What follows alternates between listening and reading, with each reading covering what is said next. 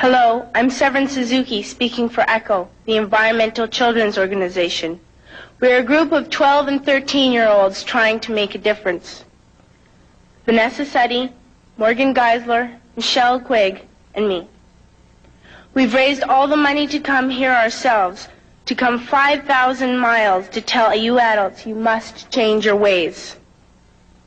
Coming up here today, I have no hidden agenda. I am fighting for my future. Losing my future is not like losing an election or a few points on the stock market. I am here to speak for all generations to come. I am here to speak on behalf of the starving children around the world whose cries go unheard.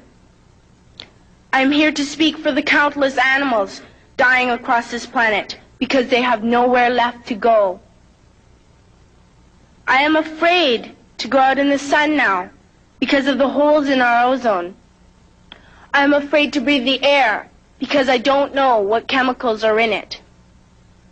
I used to go fishing in Vancouver, my home, with my dad, until just a few years ago we found the fish full of cancers.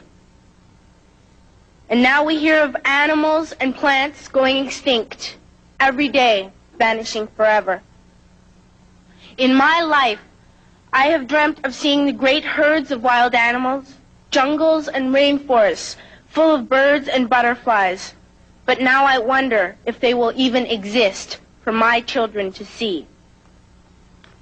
Did you have to worry of these things when you were my age? All this is happening before our eyes, and yet we act as if we have all the time we want and all the solutions. I'm only a child, and I don't have all the solutions. But I want you to realize, neither do you. You don't know how to fix the holes in our ozone layer. You don't know how to bring the salmon back up in a dead stream. You don't know how to bring back an animal now extinct. And you can't bring back the forest that once grew where there is now a desert. If you don't know how to fix it, please stop breaking it. Here, you may be delegates of your government, business people, organizers, reporters, or politicians, but really, your mothers and fathers, sisters and brothers, aunts and uncles, and all of you are someone's child. I'm only a child, yet I know we are all part of a family, 5 billion strong. In fact, 30 million species strong. And borders and governments will never change that. I'm only a child, yet I know we are all in this together and should act as one single world towards one single goal. In my anger, I am not blind, and in my fear, I am not afraid of telling the world how I feel. In my country, we make so much waste. We buy and throw away, buy and throw away, buy and throw away, and yet northern countries will not share with the needy. Even when we have more than enough, we are afraid to share. We are afraid to let go of some of our wealth. In Canada, we live the privileged life, with plenty of food, water, and shelter. We have watches, bicycles, computers, and television sets. The list could go on for 2 days. 2 days ago, here in Brazil, we were shocked when we spent time with some children living on the streets. This is what one child told us. I wish I was rich. And if I were, I would give all the street children food, clothes, medicines, shelter, and love and affection.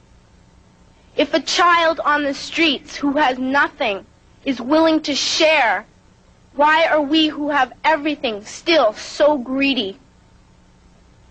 I can't stop thinking that these are children my own age, that it makes a tremendous difference where you are born. That I could be one of those children living in the favelas of Rio. I could be a child starving in Somalia, or a victim of war in the Middle East, or a beggar in India. I am only a child, yet I know if all the money spent on war was spent on finding environmental answers, ending poverty, and finding treaties, what a wonderful place this earth would be.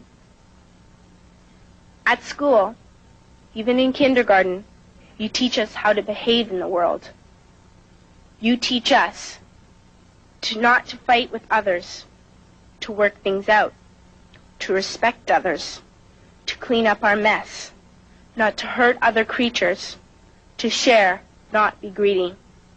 Then why do you go out and do the things you tell us not to do?